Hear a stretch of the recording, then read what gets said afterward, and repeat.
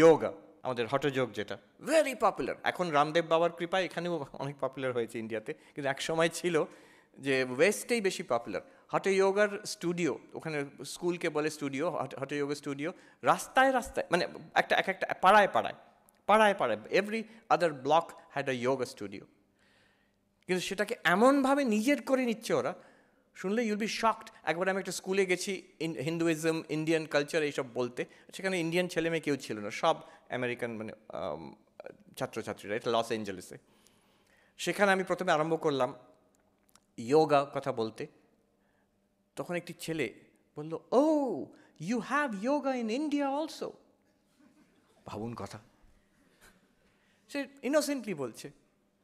তারা এমনভাবে তাদের সেলফ কনফিডেন্স লেভেল এমন, যেটাই আছে আমাদেরই, ওটা ভালোটা আমাদের, তোমাদেরও আছে নাকি? আচ্ছা, এখান থেকেই গেছে জিনিসটা, না ধারণাই নেই।